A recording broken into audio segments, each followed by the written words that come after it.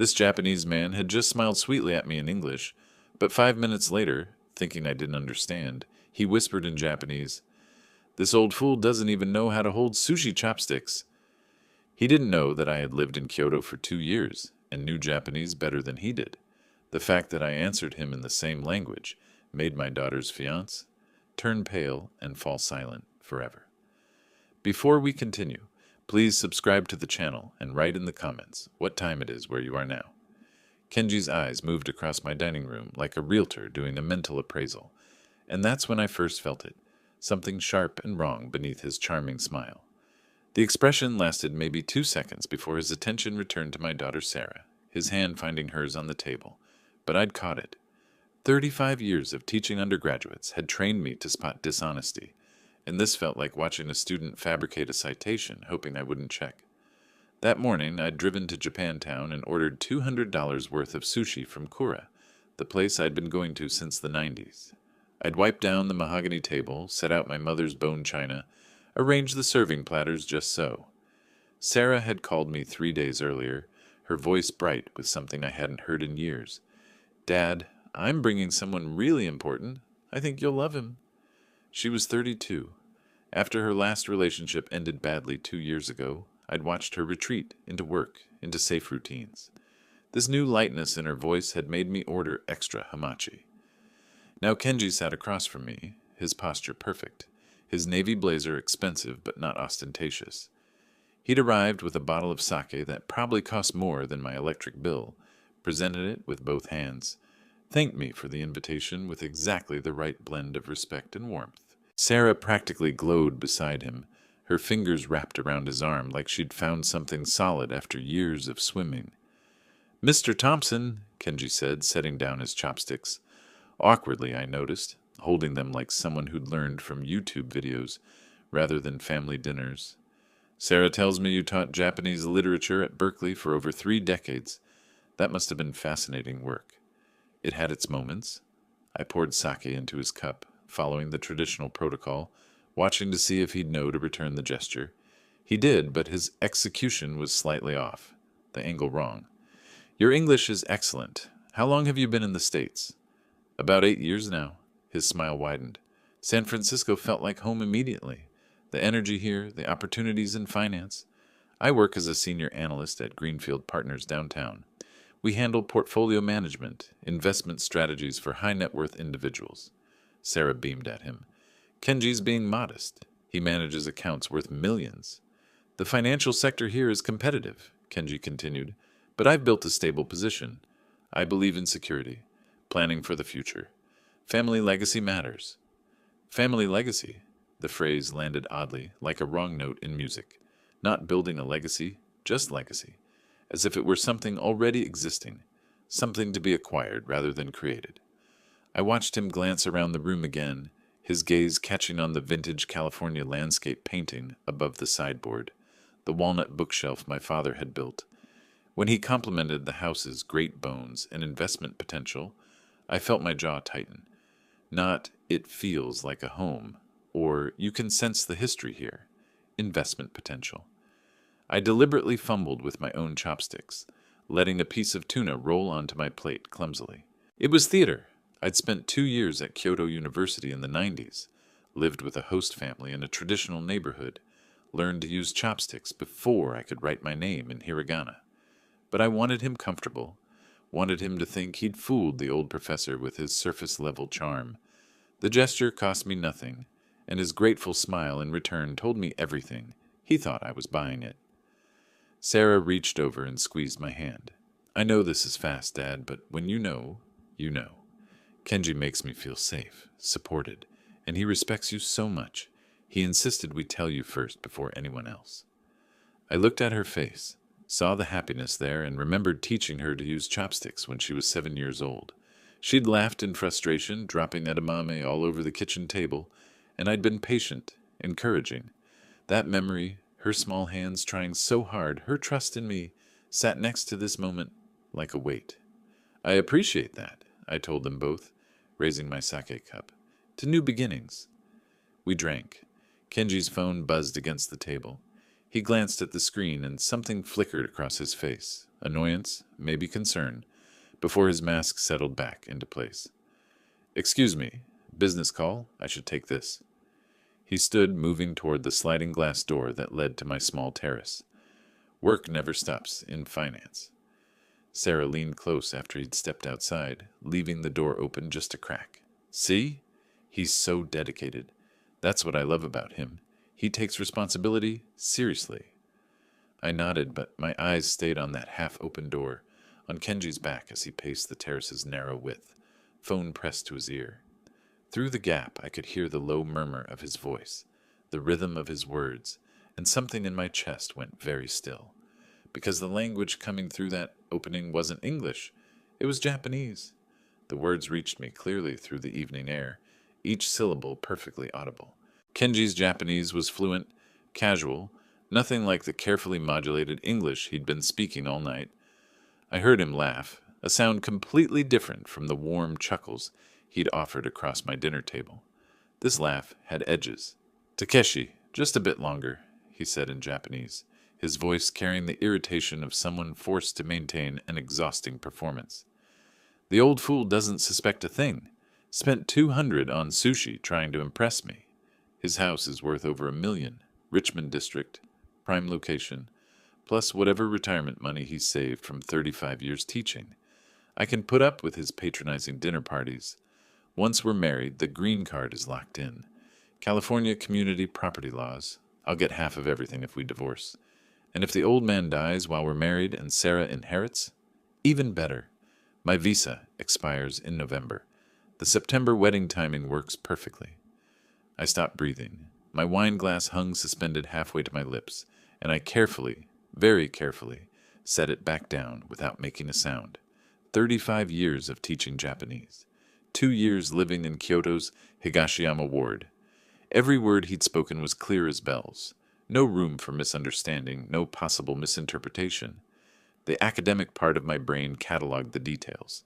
California Community Property Division, visa expiration, calculated timeline.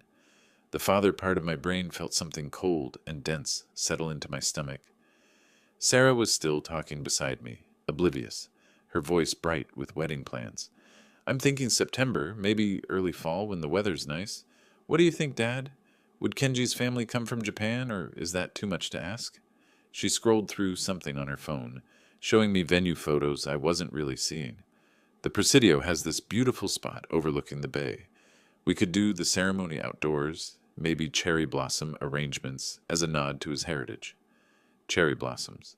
The irony would have been funny if my daughter's future wasn't crumbling in real time on my terrace. I made sounds of agreement, nodding at appropriate moments, while my mind recorded every word still filtering through that half-open door. Kenji mentioned dollar amounts, property values, inheritance timelines. Each word was a nail, precise and deliberate. Then the conversation ended. I heard him say something about calling again next week, heard the shuffle of him pocketing his phone. Sarah looked up, expectant, still radiant. I arranged my face into pleasant neutrality as Kenji stepped back inside, sliding the door shut behind him. His expression had transformed again. All warmth, all gratitude. The perfect prospective son-in-law. "Sorry about that," he said, settling back into his chair like he'd never left. "Client emergency, but it's handled now. Thank you for your patience, Mr. Thompson. And thank you for this evening, for welcoming me into your home. In Japanese culture, family approval means everything. I promise to honor Sarah and cherish what you've built here." What you've built here. The words sat between us like stones. Not become part of your family, or take care of your daughter. What you've built, as if my house, my life, my savings were assets in a ledger he'd already totaled. I smiled at him. Then in Japanese, I said clearly, "Kotoshi no sakura wa kirei desu ne." This year's cherry blossoms are beautiful. The phrase was innocuous, simple. Seasonal small talk any Japanese speaker might offer. But I delivered it in flawless, Kansai-accented Japanese. The pitch patterns of someone who'd studied at Kyoto University, who'd lived in traditional neighborhoods, who'd spent years parsing classical poetry and modern literature in the original language. For a single heartbeat, Kenji's face went blank.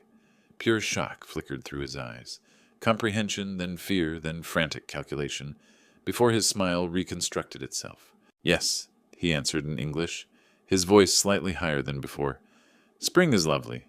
Sarah glanced between us, puzzled. You speak Japanese, Dad. You never told me that. Picked up a few phrases during my research years, I said mildly, cutting another piece of sashimi. Nothing impressive. But Kenji knew. I watched him process it, watched him understand that I'd heard everything, that I'd understood every word on that terrace, that the foolish old man fumbling with chopsticks was not who he'd thought. He recovered admirably. Years of practiced deception make people smooth, but his hand trembled slightly when he reached for his water glass. We finished dinner in a strange new tension that only Kenji and I felt. Sarah chattered about venue ideas, guest lists, flowers. Kenji responded appropriately, but I noticed he didn't meet my eyes directly anymore. When they finally left around 9, Sarah driving him back to his apartment in Oakland, she hugged me at the door. Thank you for being so welcoming, Dad. I knew you'd like him. I watched her taillights disappear down the street. Then I walked back inside and stood in my kitchen, staring at the sake bottle Kenji had brought. Premium brand, I recognized the label. $120 retail. Investment, not gift. Everything was calculation. I left it unopened on the counter and walked to my study. Tomorrow morning I would begin. Not with confrontation that would only push Sarah into defensive loyalty, make her choose between her father and her fiancé, and she'd choose him because that's what love does. No, I needed evidence. Documentation. The methodical approach I'd used for 3 decades teaching students how to analyze complex texts, how to trace themes through layers of meaning, how to build arguments that couldn't be dismissed. Kenji wanted to play games with language and culture. He'd chosen the wrong professor to deceive. I didn't sleep that night. I lay in bed replaying every syllable Kenji had spoken on my terrace, his voice casual and contemptuous. The old fool, his house worth over $1 million, California community property laws. Each phrase had been delivered with the precision of someone who'd researched angles, calculated outcomes, planned an acquisition disguised as romance. By 4 a.m, I'd stopped trying to sleep. I went to my study and opened a new folder on my desktop, labeled it Research Property Law. Innocuous enough if Sarah dropped by unexpectedly. Inside that folder, I began documenting everything with the same methodology I'd taught graduate students for 3 decades. Dates, direct quotes, sources. Kenji's exact words in Japanese followed by English translation. The visa expiration he'd mentioned, November 2025.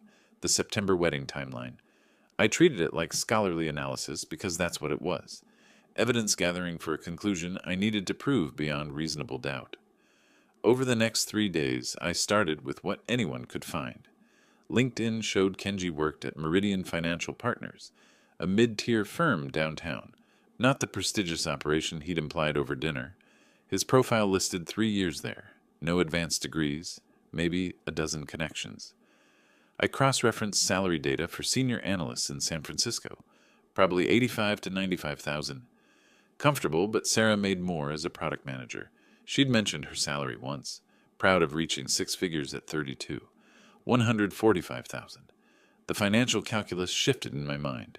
He wasn't bringing stability to her life. She was the prize he'd targeted. I researched H-1B visas next, using the public library's database access. My retired faculty status still granted me entry to academic resources, and I spent hours reading immigration law summaries.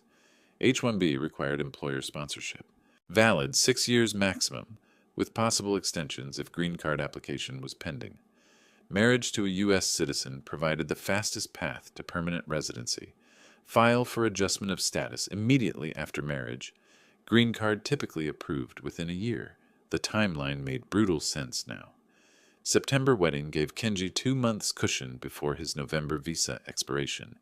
Enough time to file paperwork, establish legal marriage, secure his status before his work authorization collapsed. On the 4th day, I drove to Japantown, ordered takeout from Kura, where Hiroshi Tanaka, the owner, had known me since my Berkeley teaching days in the 90s. We'd had countless conversations about Japanese literature, cultural preservation, the changing neighborhood. Walter-san, he greeted me, wiping down the counter. Your usual? Actually, I wanted to ask you something. I kept my tone light, conversational. My daughter Sarah is engaged to a young man from Japan, Kenji Yamamoto, works in finance downtown. You know how small this community can be.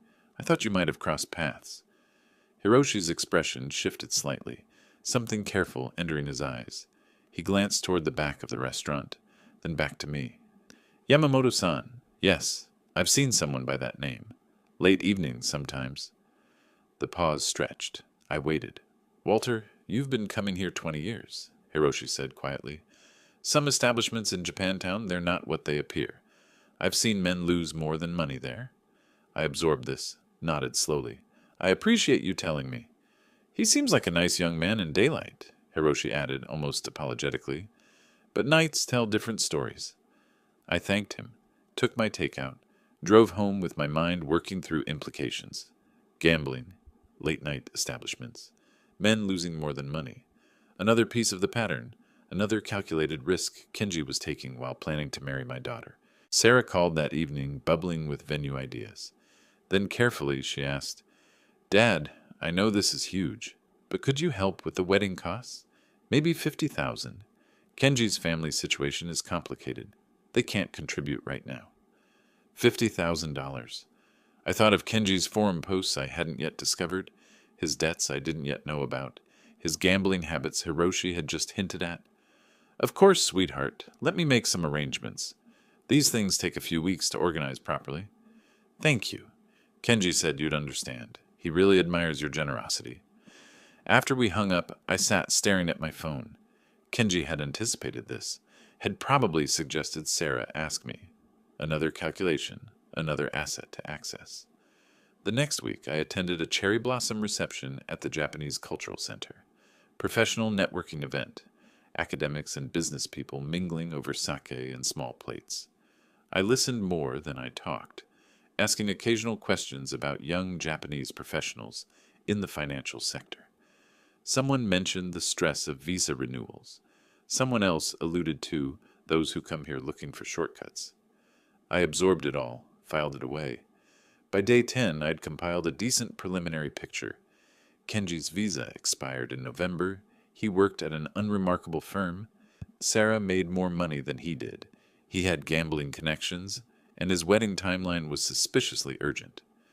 Sarah mentioned during another call that Kenji had suggested moving the date to August instead of September. He wants to start our married life sooner, she'd said, voice soft with happiness. I'd suggested that seemed rushed. Maybe September was better for planning. She'd agreed reluctantly. But what I had was circumstantial, suspicions and timeline analysis and vague warnings from restaurant owners. Nothing Sarah couldn't dismiss as prejudice, as her father being overprotective and distrustful. I needed concrete proof, documents, verification, the kind of evidence that couldn't be argued away.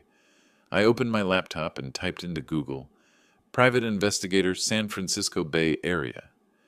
3 searches later, I was reading reviews. One name kept appearing with 5-star ratings.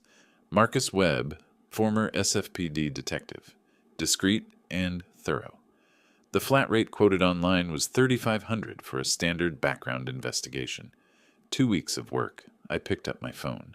Sarah's future was worth infinitely more than $3,500. The coffee shop Marcus Webb chose was in the financial district, anonymous and busy. He looked exactly like a retired detective should, mid-50s, gray hair cropped short, eyes that assessed everything.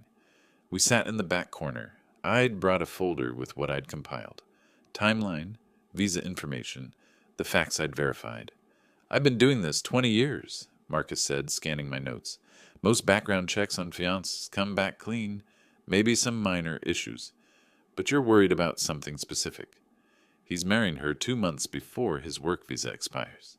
The timing is too convenient. Marcus nodded slowly.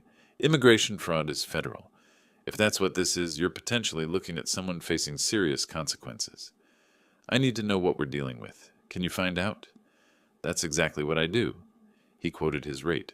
$3,500 standard package. 2 weeks of work. I wrote a check for $1,500 as deposit. He warned me. Sometimes clients don't like what we find. Are you prepared for that? I'd rather know the ugly truth than believe a beautiful lie. While Marcus worked, I continued my own research. At the library, I accessed PACER, the federal court database, and California civil court records. Searched Kenji Yamamoto plus San Francisco plus civil cases. Found 2 small claims judgments, $4,200 to a credit card company in June 2023, $3,800 to a personal loan company that September, both unpaid. I photographed the records with my phone, added them to my evidence folder at home. The dates mattered. The judgments predated Sarah. Kenji's financial crisis had existed before he targeted my daughter. A week later, I stopped at a Mission District cafe for lunch. The barista, a young woman whose name tag read Jen, made my coffee. I noticed her glance at my San Francisco State alumni pin, mentioned she'd attended there briefly. Casual conversation, nothing significant, until I mentioned my daughter was marrying someone who worked in finance. Kenji Yamamoto, I said. Her face froze. The smile vanished. After a long moment, she said carefully, I knew a Kenji Yamamoto. If it's the same person, be careful. She went on break. 10 minutes later, I waited, and when she returned, she told me her story. Jennifer Chang. She introduced herself formally this time. She'd dated Kenji for 8 months in 2023. He'd borrowed $5,000 for an emergency family situation in Japan, promised repayment in 3 months, then ghosted her completely, changed his number, blocked her on social media. She'd tried small claims court, won a judgment, but he had no assets to collect against. He told me his mother needed surgery, Jennifer said, bitter laugh in her voice. Insurance wouldn't cover it. I had that money saved for grad school. He promised. She looked at me directly. He was so charming, so convincing, until he got what he wanted. You weren't stupid, I told her. You were kind. He exploited that. If he's marrying your daughter, maybe warn her. He's really good at making people believe him. I thanked her, bought her lunch, left thinking about patterns. The loan, the unpaid judgments, the gambling hints from Hiroshi. Kenji was drowning financially, and Sarah was his life raft. Marcus called on day 12. I've got preliminary findings. Can you come by my office? His space in Soma was small, professional, walls lined with filing cabinets. He spread photos across his desk, surveillance shots of Kenji entering an unmarked building in Oakland. 3 different nights over 2 weeks, timestamps showing 11 p.m., midnight, 1 a.m. This building is known to us, Marcus said. Illegal gambling establishment, high-stakes poker, mostly Asian clientele, cash-only operations. Your guy goes there 2, sometimes 3 nights per week. He laid out more documentation. Credit card balances totaling $35,000, personal loans at $22,000, and then carefully, my source in that community says he owes money to the poker operators, about $10,000, maybe more. These aren't people you want to owe money to. How desperate is he?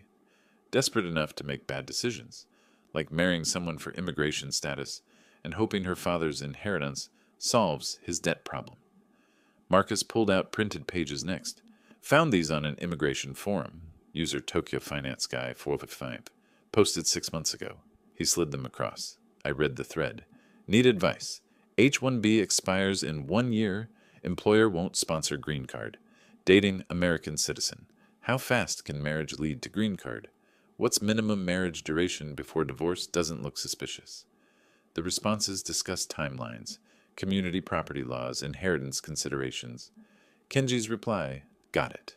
So marriage plus patience equals permanent status, plus financial stability. The calculation was explicit, written down, public, traceable through IP addresses, Marcus had confirmed, matched Kenji's apartment. That evening I sat in my study with everything spread before me. Court judgments proving financial irresponsibility. Jennifer Chang's testimony establishing a pattern of fraud. Surveillance photos documenting ongoing gambling addiction. Forum posts revealing premeditated intent to commit visa fraud. $67,000 in documented debt, probably more I hadn't found yet. This wasn't circumstantial anymore. This was prosecutable. But showing Sarah this folder would backfire.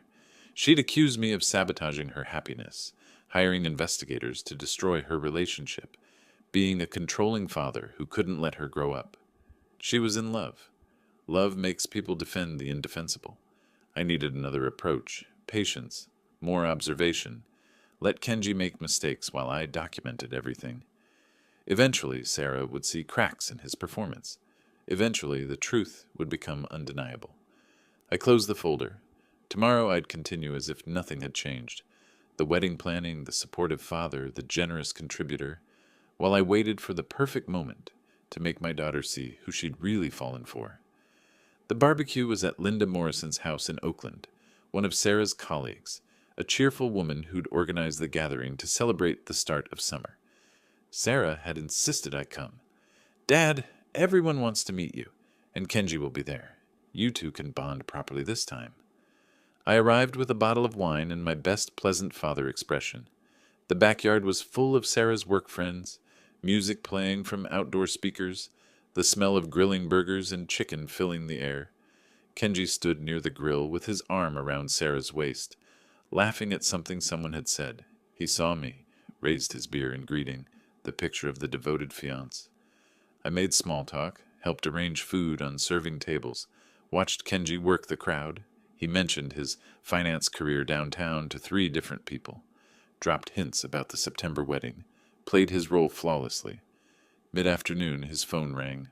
I was near the kitchen doorway, carrying a bowl of potato salad outside, when I saw him check the screen. His expression flickered, something sharp and urgent, before he smiled at Sarah and gestured toward the garden area. "Work call. Be right back." Sarah nodded indulgently. "He's so dedicated."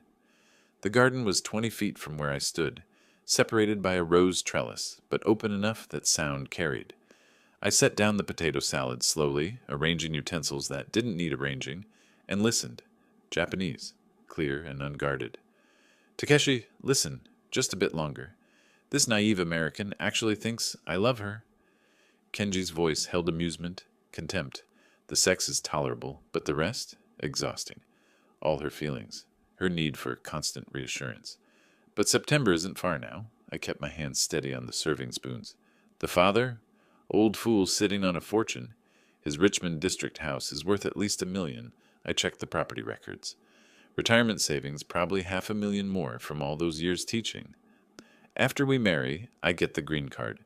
Wait 1 year to avoid obvious fraud, then file for divorce. California's community property law, I've researched it thoroughly, means I get half of everything she earns during the marriage. With her salary, that's over $70,000 for 1 year of pretending to be married. My vision narrowed to the rose trellis, the red blooms sharp against green leaves. "Better yet," Kenji continued, voice dropping to something almost gleeful, "if the old man dies while we're still married and Sarah inherits, I'm legally entitled to a portion of that inheritance as community property. I've verified this with online legal forms. The more I think about it, the more brilliant this plan becomes. Clear my gambling debts. What are we at now? 71,000. And return to Tokyo with money in my pocket. My father will finally respect me." Laughter, easy, confident, triumphant. "She'll never see it coming. None of them will. By this time next year, I'll have permanent residency status and enough money to start fresh. She can keep her broken heart and her empty bank account." The call ended. I heard him pocket his phone, adjust his clothing, take a breath before returning to the party. When he stepped back onto the patio, his smile was warm, his hand immediately finding Sarah's. She leaned into him, trusting and happy. I carried the potato salad to the table, set it down carefully, smiled at Linda Morrison when she thanked me, made a joke about portion sizes. Inside, I was cataloging every word Kenji had spoken. Naive American, old fool with a fortune, 1 year then divorce, community property calculations, inheritance angles, gambling debts at 71,000 now, plans to return to Tokyo. The phrases were seared into memory with academic precision. As the afternoon wound down and guests started leaving, I hugged Sarah goodbye, shook Kenji's hand, noted how his grip was confident, unconcerned. Then casually, "Sarah, remind me, when are you meeting with my attorney? We should update those family documents." Sarah looked puzzled. "What documents? You didn't mention anything." "Estate planning matters. Nothing urgent, just routine maintenance." I kept my tone mild, conversational. "We can discuss it later this week." Kenji's smile froze for a fraction of a second. His eyes sharpened. Estate planning? Is everything all right, Mr. Thompson? I met his gaze steadily. Everything's fine, just being prudent. You understand the importance of legal preparation, I'm sure, given your work in finance. Something passed between us. Recognition, calculation, wariness. Then his charm snapped back into place. Of course. Very wise. I drove home through East Bay traffic, my mind replaying the conversation. Not just disrespect now. Premeditated fraud with specific legal strategy. He'd researched California marriage laws, calculated inheritance scenarios, planned divorce timing down to the year. My daughter wasn't his love. She was paperwork and a bank account. At home, I sat in my study and opened a note on my phone. Typed out everything he'd said, word for word in Japanese, then English translation. Saved it with timestamp and location. Then I opened my browser and searched. California Family Law, Attorney San Francisco. First result, Richard Fletcher, Esquire. Family Law and Asset Protection. 30 years experience. Office downtown. Strong reviews praising his thoroughness, his strategic thinking, his success protecting clients' assets. I wrote down his number. Tuesday morning, I'd call for a consultation. Kenji thought he'd planned everything. Researched laws, calculated timelines, identified his target's vulnerabilities. But he'd never faced a father who'd spent 3 decades teaching strategy through careful analysis of language and culture. He'd made one critical miscalculation, speaking Japanese to reveal his scheme. The real game was just beginning. Richard Fletcher's office occupied the 15th floor of a financial district high-rise with views across Market Street. Tuesday morning, I arrived with my evidence folder, 3 inches thick with documentation. Fletcher was 58, gray hair precisely trimmed, sharp eyes behind wire-rimmed glasses. Former prosecutor turned family law specialist. He gestured to leather chairs. Mr. Thompson, you mentioned potential fraud concerns regarding your daughter's marriage. I opened the folder. My daughter Sarah is marrying Kenji Yamamoto in September. I believe he's using her for immigration status and financial gain. I laid out everything, relationship timeline, both overheard Japanese conversations with my translations, Marcus Webb's investigator report, court records showing unpaid judgments, Jennifer Chang's testimony about the $5,000 loan fraud, screenshots of forum posts discussing marriage for green card strategies. Fletcher read everything without interruption, making notes on yellow legal pad. When he finished, Mr. Thompson, in 30 years of family law practice, I've seen calculated exploitation. This is one of the most methodical. He's researched community property laws, planned timelines, targeted your daughter for her income and your assets. Can we protect her legally? We can. A properly drafted prenuptial agreement would neutralize his entire strategy, but she has to agree to it, and he has to sign it. That's the complication. Fletcher explained California's community property system with precision. Without prenuptial agreement, anything Sarah earned during marriage belonged equally to both spouses. Her $145,000 salary meant Kenji could claim roughly $72,000 after 1 year, plus half of any appreciation in her Oakland apartment, potentially $30,000 to $50,000 in this market. If I died during their marriage and she inherited my estate, he'd have legal claim to a portion as community property. So his plan is legally viable. Completely. That's what makes this dangerous. The prenuptial agreement is your defensive line. Fletcher proposed 2-pronged strategy. Draft the most comprehensive prenuptial possible, protecting all Sarah's premarital assets, future income, and any inheritance. Include provisions that if marriage ended within 3 years, Kenji received nothing, no assets, no support, no claims. Second, begin planting doubt through Sarah's trusted friends, preparing her to consider legal protection without direct paternal pressure that would trigger defensive loyalty. The prenuptial itself will be a test, Fletcher added. If he refuses to sign, his intentions become obvious. His fees were $450 per hour, estimated $8,500 total for drafting, agreement, revision sessions, consultations.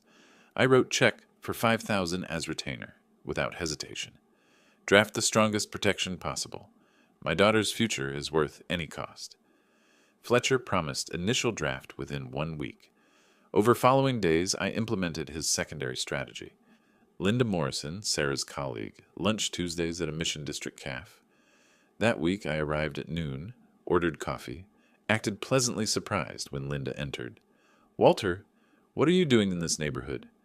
"Dentist appointment nearby. Join me?" We talked about Sarah, the wedding. I asked Linda's impression of Kenji, keeping tone casual, fatherly concerned rather than accusatory. Linda was diplomatic, but honest. "He's charming. Very charming. But Sarah mentioned he's been asking questions about your family, your house, your finances, her inheritance prospects. It feels less like getting to know you and more like due diligence." She paused. "My ex did that before he proposed. Turned out he had serious gambling debts. If you ever hear anything concerning about his background, visa status, financial issues, would you mention it to Sarah? Not as suspicion, just friend-to-friend information." "Of course," Linda said, looking troubled. "I want her going into this with eyes open." Days later, Sarah stopped by to show wedding invitation samples. I'd left my tablet on kitchen counter, screen showing article. Marriage fraud red flags. When immigration status drives relationships. Deliberate placement, seemingly accidental, Sarah noticed. "Dad, why are you reading about immigration marriage fraud?" "A colleague's daughter went through terrible situation last year," I said, voice carefully neutral. "Met someone on visa. Rushed engagement. Turned out he was using her for green card status. Cost her emotionally and financially. Made me think about protecting the people we love." "That's not Kenji," Sarah said, but her voice held slightest edge of uncertainty. "I'm sure it's not, sweetheart. But legal protection before marriage is smart regardless. Has nothing to do with trust, everything to do with prudence." I let that sit. If Kenji loves you, he'd want you protected too. She didn't respond, just looked at invitation samples with slightly less enthusiasm than before. Late May evening, Fletcher's preliminary draft arrived via email. 20 pages of legal fortress. Sarah's apartment remained separate property. All premarital assets protected. Future income and inheritance shielded. If marriage ended within 3 years, Kenji received 0 assets, 0 support, 0 claims. Fletcher's cover note read, "This agreement neutralizes his entire financial strategy. If he signs, you've protected her. If he refuses, you've exposed him." I made margin notes, suggested strengthening inheritance protection clause, then opened my calendar, counted forward to early July, 2 months before planned September wedding. I'd invite Sarah and Kenji for important family conversation. Present prenuptial not as accusation, but as standard protection for anyone with significant assets entering marriage. I emailed Fletcher, "This is excellent. Let's finalize by mid-June. I'll need guidance on presenting this to my daughter without pushing her away." His response came within minutes. "I'll prepare talking points. Remember, you're not attacking her choice. You're protecting her future. There's a difference, and we'll make her see it." I closed laptop. The pieces were in place. Kenji's confidence was his weakness. He thought he'd planned everything, researched every angle, anticipated every obstacle. But he'd never faced someone who loved Sarah more than he wanted her money, and that made all the difference. I called Sarah midweek. "I'd like you and Kenji to come for dinner Sunday evening. There's something important we need to discuss before the wedding." My tone was serious, but calm. She agreed, voice uncertain. Sunday arrived. I'd prepared a simple meal, nothing elaborate like our first dinner. This was business, not celebration. The dining room table held 3 glasses of water and a leather folder containing Fletcher's prenuptial agreement. No wine. I wanted everyone clear-headed. They arrived at 6. Sarah looked hopeful, perhaps thinking this was reconciliation. Kenji's smile was in place, but his eyes kept darting to that leather folder. Smart man. He sensed something. We ate. Small talk. Weather, work, wedding venue logistics. When dishes were cleared, I placed the folder on the table and opened it. "Sarah, Kenji, I've consulted with a family law attorney. Before any marriage involving significant assets, it's standard practice to have legal protection in place." I turned the document so Sarah could see it. "I've had a prenuptial agreement prepared." Sarah's face went through several expressions: confusion, shock, hurt. "Dad, what? A prenup?" "This protects your assets, sweetheart. Your Oakland apartment, your savings, your future income, any inheritance from me. These remain yours regardless of what happens in the marriage. Kenji's charming mask cracked. His jaw tightened. Mr. Thompson, this feels extreme. Sarah and I love each other. We're building a life together. Prenuptial agreements are for people who don't trust each other. They're for people who are prudent. I kept my voice even, professorial. Sarah's income exceeds $145,000 annually. She owns property. Without protection, California community property law means anyone she marries has claimed half of everything earned during the marriage. That's not about trust, that's legal reality. You're treating our marriage like a business transaction, Kenji said, edge creeping into his voice. I'm treating it like what it legally is, a contract with significant financial implications. Kenji stood, chair scraping back. This is insulting. You're implying I'm marrying Sarah for money. That's discriminatory. You wouldn't require this from an American fiancé. I remained seated, watching his white-knuckled grip on the table edge. I would ask this of anyone marrying my daughter, regardless of nationality. I paused deliberately. But since you mentioned it, your H-1B visa expires in November, doesn't it? 4 months after your planned September wedding. His face paled. What does that have to do with anything? Just noting that the timing is convenient. Marriage to a U.S. citizen allows adjustment of status. That's public information. Sarah looked between us, wounded and confused. Dad, are you suggesting... I spoke gently to her. I'm suggesting that before any major commitment, we ensure everyone's intentions are clear and everyone's protected. Kenji's voice rose. This is manipulative. You're using your money to control her. I let silence hang for a moment. Then in Japanese, Kenji-san, watashi wa Nihon, no bunka o sonke shiteimasu. Kazoku no zaisan o mamoru koto wa, dono bunka demo taisetsu desu ne. His face went blank. The reminder that I understood Japanese, that I wasn't the ignorant old fool from his phone conversations, hit him like cold water. I switched back to English. In Japan, the concept of maintaining the family, i.e., the household assets and lineage, is taken seriously. Prenuptial arrangements exist there too. So let's not pretend this is American peculiarity or sign of distrust. It's universal wisdom. That's different, Kenji managed. Is it? Sarah's eyes were wet. Dad, I can't believe you're doing this. You're making me choose. I'm not making you choose anything, sweetheart. I'm asking Kenji to prove his love isn't conditional on access to your assets. If he truly loves you, signing this changes nothing. I let the implication hang. If he refuses, I slid the document across the table. Read it carefully. Discuss it together. Have Kenji's own attorney review it. I encourage that. But understand, this isn't optional. If you marry without this protection, I cannot support the wedding financially or emotionally. That's my final position. The evening ended badly. Sarah left in tears, Kenji's arm around her, shooting me a look of pure hatred. I stood in my doorway watching them drive away. The prenuptial folder was gone. They'd taken it. That was something. My phone buzzed. Fletcher. How did it go? I typed back. He took the bait. Now we see if he's smart enough to sign or desperate enough to refuse. The chess pieces were in position. Now I waited for Kenji's next move. 3 days of silence. The longest Sarah and I had gone without speaking since she'd left for college. I checked my phone constantly, fighting the urge to call. Fletcher's voice echoed. Patience, patience. Day 4, she finally called. Her voice was strained, distant. Dad, we've discussed the prenup. Kenji won't sign it. I waited. He says it's racist, that you're treating him this way because he's Japanese, because he's an immigrant. He feels insulted and disrespected. I heard Kenji's words coming through Sarah's mouth, his talking points, his framing. And what do you think? I think it's insulting to him, like you don't trust my judgment. I trust your judgment about character. I don't trust that everyone shows their true character up front. The prenup isn't about Kenji personally. It's about protecting you legally.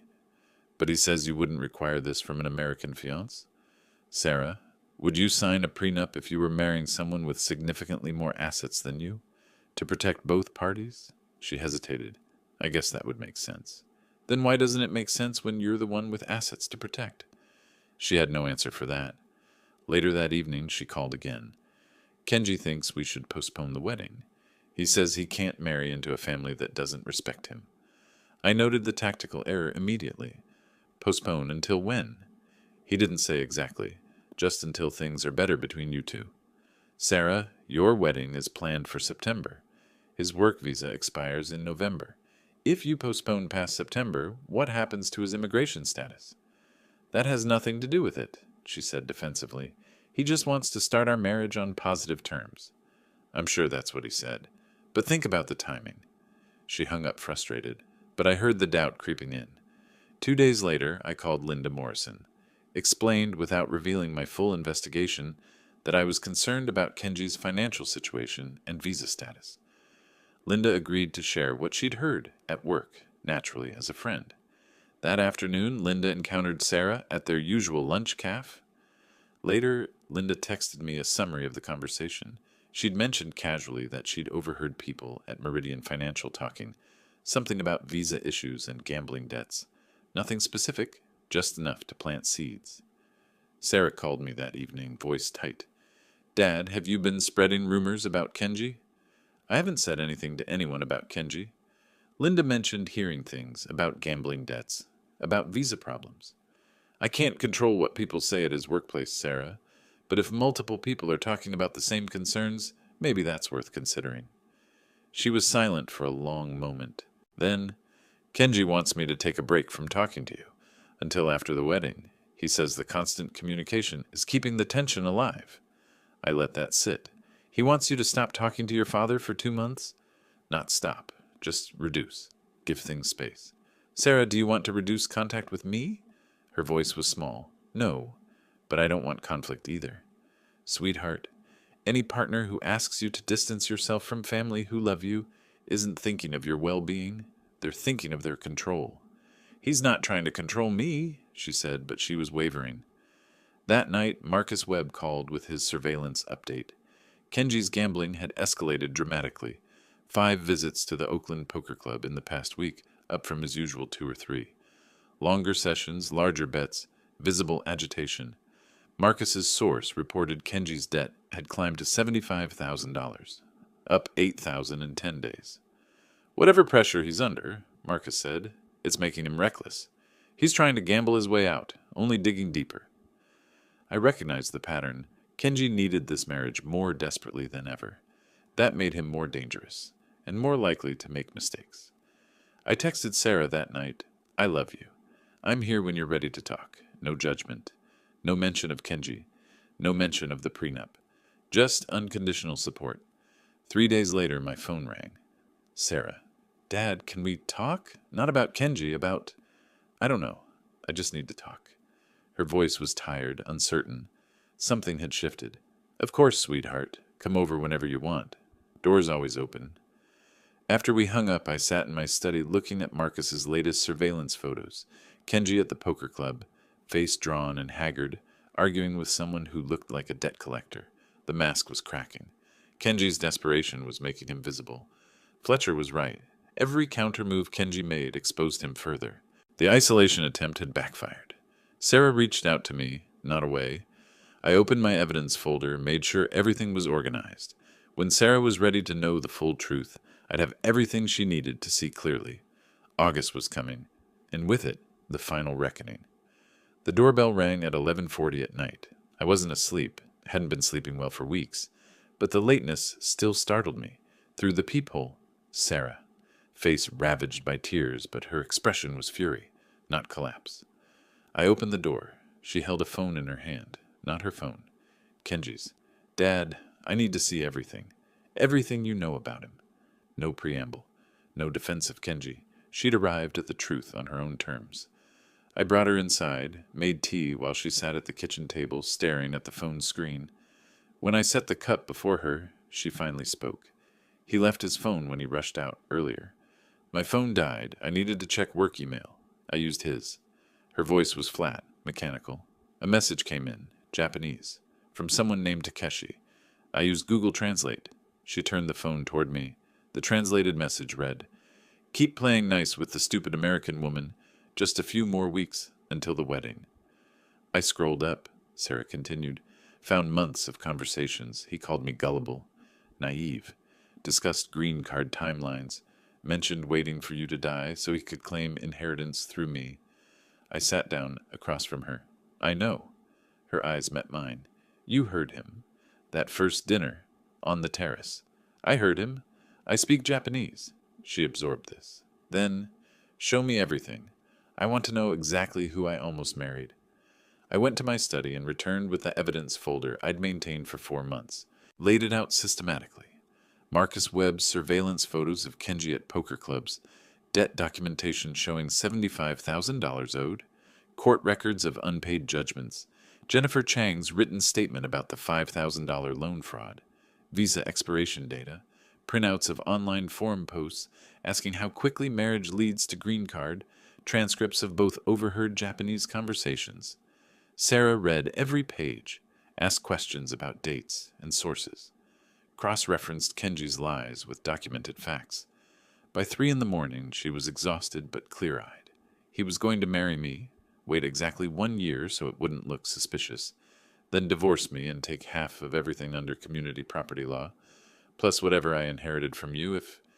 She couldn't finish. If I died during that year, I said gently. Yes, that was his plan. Her tears were anger now. Tomorrow we confront him. I want him to see that I know. The next morning, Sarah texted Kenji, "Come to my dad's house at 10 a.m. We need to talk about the wedding." He arrived cautiously hopeful, thinking perhaps she'd convinced me to back down on the prenup. He walked into my dining room and found Sarah, me, and Richard Fletcher sitting with the evidence folder open between us. His face went from hopeful to wary to trapped in 3 seconds. Sarah spoke first. "I found your phone last night. I read your messages with Takeshi. I know what you called me. I know what you planned." She produced translated screenshots. Stupid American woman. Marry her, wait a year, divorce, get half under community property law. Kenji tried to laugh. "Sarah, that's just guys talking. Joking around.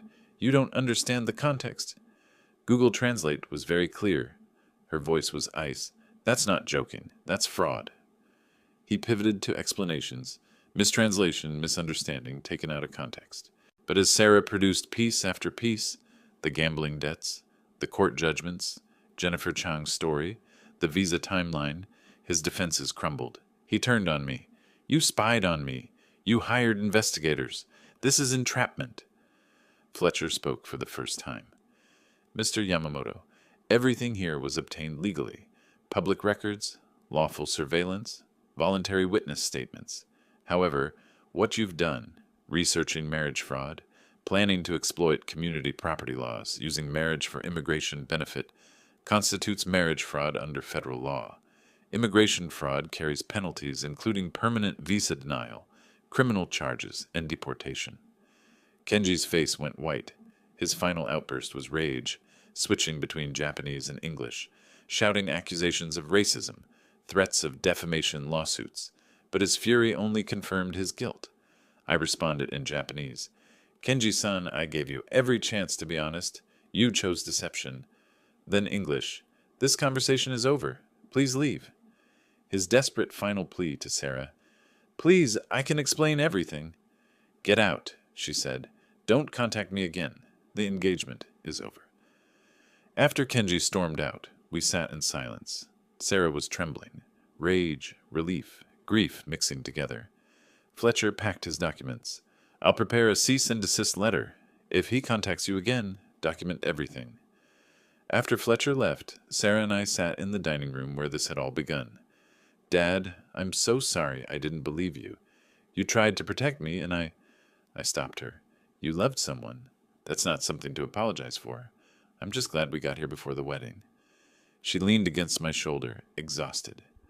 Outside, August sun brightened the garden. The hardest part was done. Now came the accounting. 3 days after the confrontation, Kenji called me from an unfamiliar number. His voice was different, desperation replacing charm. "Mr. Thompson, please. Can we talk? I'll return the ring, all the gifts. Just don't report me to immigration. I'll leave Sarah alone. I just need time to figure out my visa situation." "Kenji, you planned to marry my daughter for immigration status and financial gain. You researched how to maximize theft under community property law. You discussed waiting for me to die so you could claim inheritance. Those aren't misunderstandings. Those are crimes, he tried pleading, then threats of defamation lawsuits. I cut him off. File whatever you want. We have documentation. Your actions have consequences. You wanted to use my daughter as a ticket and a bank account. That doesn't go unpunished. With Sarah's authorization, Fletcher drafted an anonymous report to Kenji's employer. Documentation of $75,000 in gambling debts, involvement with illegal gambling establishments, financial instability, violating company ethics policy. He sent it via anonymous email, with attached public records and surveillance photos. Factual, verifiable, impossible to ignore. 2 weeks later, Kenji was terminated from Meridian Financial Partners. Official reason, ethics policy violation regarding undisclosed financial liabilities. His H-1B visa sponsorship was withdrawn immediately. Under immigration law, he had 60 days to find a new sponsor or leave the country. With his record, no company would touch him. Sarah learned of his firing through office gossip. Linda Morrison heard from contacts at Meridian. Sarah felt no triumph, just exhausted relief. It's really over. Late August, Kenji left for Japan. Couldn't afford to stay, couldn't get new visa sponsor, gambling debts still pressing. Word spread through professional networks about why he left so suddenly. His reputation was damaged. Back in Japan, he faced his debts and the knowledge that his brilliant plan had ended in complete failure. No dramatic final confrontation, just absence. The man who tried to con us was gone. A week after Kenji's departure, Sarah and I had dinner at my house. Peaceful. Normal. Dad, I need to say this properly. Her voice was steady. I'm sorry. You saw through him from that first dinner. I accused you of being controlling, of being prejudiced. You were protecting me, and I made you the villain. Sarah, let me finish. You hired investigators, consulted lawyers, gathered evidence, all while I was defending someone who called me stupid behind my back. I'm so sorry. Sweetheart, you were in love, or thought you were. Love makes us vulnerable. That's not weakness. But you were right. I was right about Kenji, but you needed to learn the truth on your own terms. If I'd just told you what I heard that first night, would you have believed me? She considered. No, I wouldn't have. Exactly. You needed evidence you could verify yourself. I'm just glad we got there before the wedding. She was crying now. Thank you for not giving up on me, even when I pushed you away. That's what parents do. We don't give up. Ever. September arrived. Life settled into healthier rhythm. Sarah joined a support group for people who'd experienced manipulative relationships, learning to recognize red flags, processing what happened, rebuilding trust in her own judgment. We had weekly dinners, more open with each other than before. I returned to routines I'd neglected, working in my garden, reading, accepting invitations I'd postponed. A former colleague from Berkeley asked me to guest lecture on cross-cultural communication. I accepted, found unexpected satisfaction in teaching again, sharing knowledge that had practical value. Mid-September, warm afternoon. Sarah helped me plant autumn mums in the garden. She'd started dating casually again, coffee with someone from Linda's office, no pressure. You know what's strange, she said, pressing soil around a chrysanthemum. I feel like I learned more in 4 months than in 4 years of college. About what? About judgment. About taking time to know people. About listening to people who love me when they have concerns. She paused. About my dad being smarter than I gave him credit for. I smiled. I had an unfair advantage. I speak Japanese. You had experience. You'd lived longer, seen patterns. I kept thinking your caution was overprotective. But you were just aware. She straightened, brushing dirt from her knees. Will you do something for me? When I start dating seriously again, will you meet them? And if you see red flags, will you tell me? Always. That's my job. She leaned against my shoulder. I'm lucky to have you. I'm lucky to have you too, sweetheart. That's why I couldn't let anyone hurt you. The garden glowed in afternoon light. Autumn flowers ready to bloom. My daughter beside me, wiser now, stronger. The crisis had passed. What remained was understanding. Experience matters, wisdom has value, and protecting those you love is never wrong, even when they can't see the danger yet. I looked at Sarah. Really looked. She caught my gaze. What? Nothing. Just glad you're here. She smiled, understanding without words. We returned to planting. Life continued. Justice served. Family protected. The story doesn't end with dramatic resolution. It ends with quiet peace, the most satisfying ending of all. If you like this story, please like this video, subscribe to the channel, and share your impressions of this story in the comments. To listen to the next story, click on the box on the left. Thank you for watching.